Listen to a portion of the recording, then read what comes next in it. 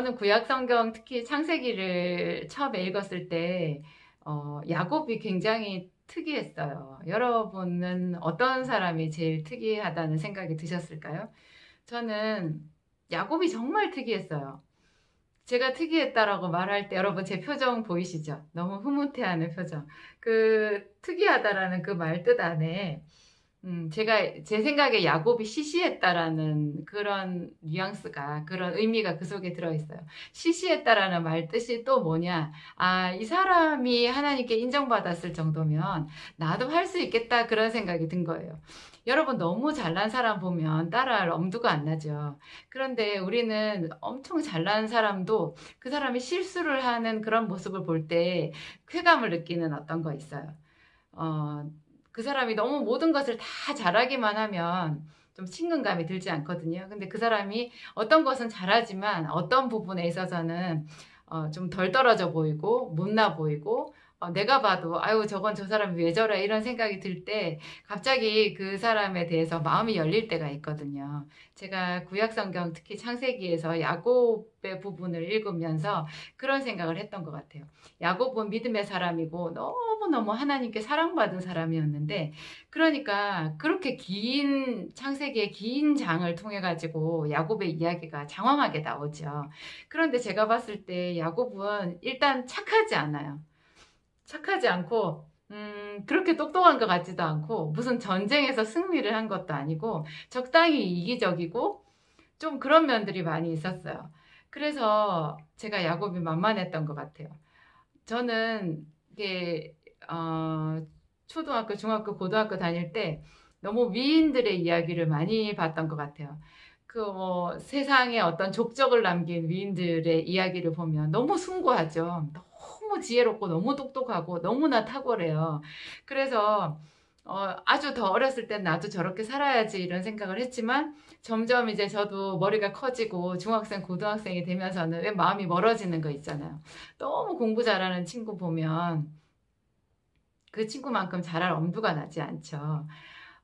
그러니까 항상 그런 식으로 생각을 했었는데 그 어떤 책보다 역사가 오래되고 또 이 사람이 쓴 책도 아닌 이 하나님의 책인 성경에 그렇게 긴 부분을 지면을 할애해서 나와 있는 믿음의 사람이 제가 보기에 좀 만만했던 거예요. 그래서 이 사람 정도면 하나님이 이런 사람을 사랑하시는구나, 인정해 주시는구나. 도대체 왜 인정해 주시는지 알 수 없지만 이 사람 정도라면 나도 해볼 수 있겠다. 그런 생각이 들었던 것 같아요. 물론 나중에 제가 창세기를 더 거듭거듭 읽고 묵상하고 또 묵상하면서 야곱에 대한 저희 첫인상은 완전히 잘못되었다라는 깨달음을 얻기도 했지만 최초로 제가 그런 야곱에 대해서 만만한 인상을 가졌던 그 자체는 저에게 참 유익이었다라는 생각이 지금도 들어요.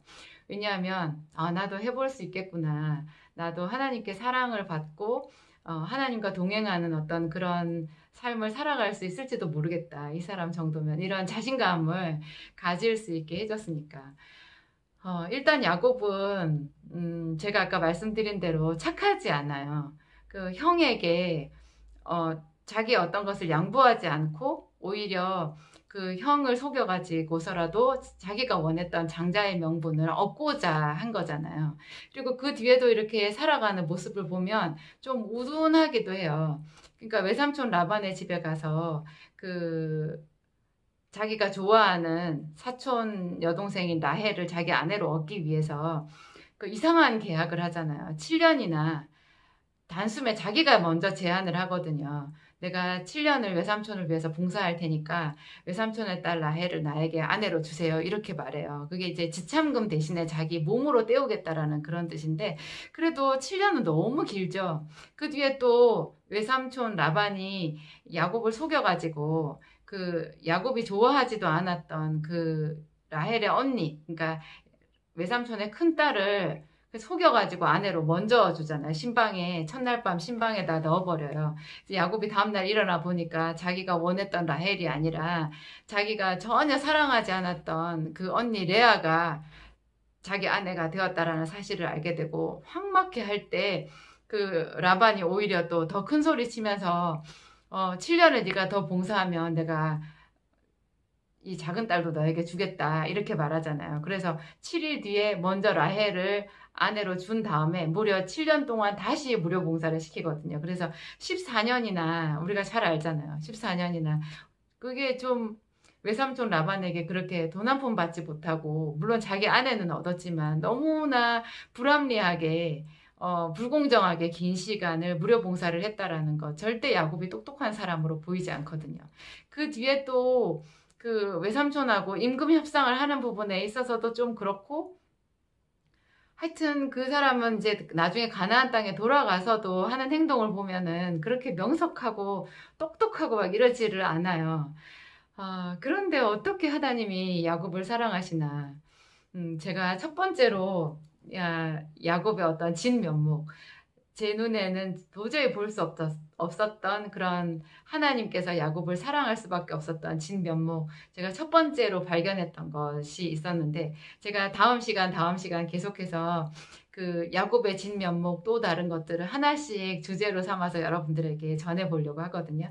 오늘 전해드릴 첫 번째 야곱의 숨겨진 그 하나님이 너무 사랑하셨던 그 비밀. 야곱은 하나님께서 주시는 보이지 않는 축복을 너무너무 사랑했다라는 거예요. 그러니까 야곱은 그 야곱의 아버지, 야곱과 에서의 아버지, 자기 쌍둥이 형인 에서와 야곱 두 형제 있었잖아요. 자기 아버지가 이삭인데 이삭은 거부였거든요. 굉장히 돈이 많았어요. 분명히 성경에 거부라고 나와요. 엄청난 거부였는데 그 쌍둥이 아들이면 비록 자기가 둘째 아들이지만 아버지에게 물려받을 막대한 재산이 있거든요. 그런데 성경을 여러분 자세히 봐보세요.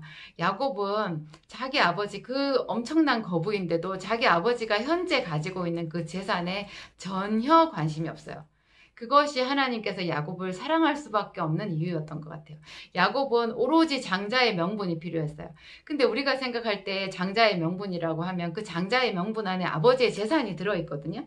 그러니까 왜 장자를 원하겠어요? 그 아버지의 재산의 절대 부분을 장자가 차지할 수 있기 때문에. 그래서 에서도 처음에 속아가지고 자기 동생에게 장자의 명분을 팔았지만 나중에 정말 아버지가 속아가지고 자기인 줄 알고 형 에서인 줄 알고 동생 야곱을 축복 기도를 해줬을 때 땅을 치면서 울면서 통곡했던 거였거든요. 에서는 육신의 사람이었어요. 형인 에서는 아버지가 장자인 자기를 위해서 축복을 해줘야 되는데 동생을 장자로 축복을 해버렸기 때문에 자기가 생각한 아버지의 모든 좋은 것이 다 동생 야곱에게로 간다고 생각했을 거예요. 그래서 그렇게 이를 갈았는데 나중에 결국 보세요.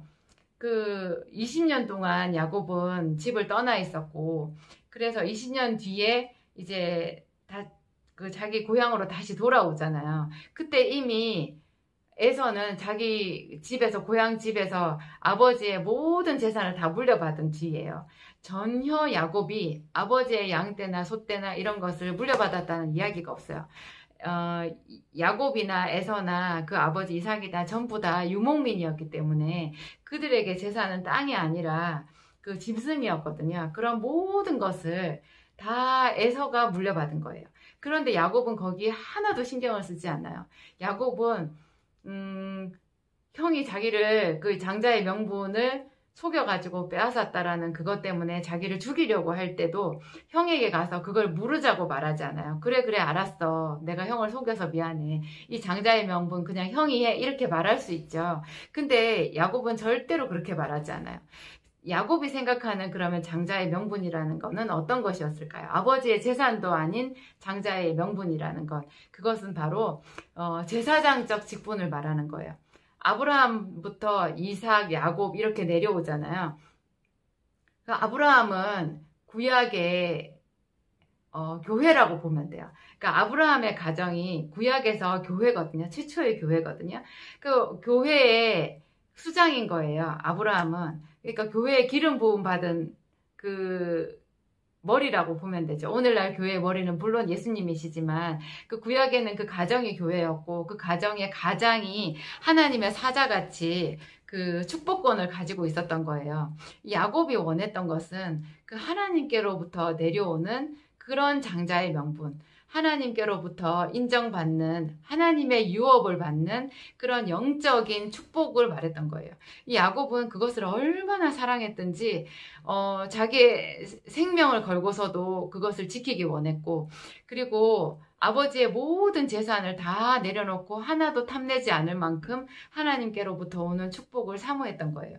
오늘 제가 제 입장에서 내가 얼마나 하나님의 축복을 사모하는가, 얼마나 어떤 내 당장 오늘 하루하루 버는 물질적인 돈이나 어떤 이 세상에서 어떤 이익보다도 내가 하나님께 받은 약속, 하나님께서 나를 어떻게 보시는가, 그분 앞에서 내 믿음이 어떤가, 이런 것을 내가 더 소중히 여기는가를 생각을 해보면 야곱 앞에서 나는 비교도 할 수 없이 작은 사람이구나, 그런 생각이 드는 거예요.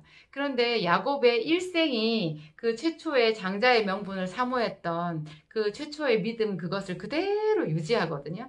야곱은 일생이 그냥 그 믿음의 행보 그 자체예요.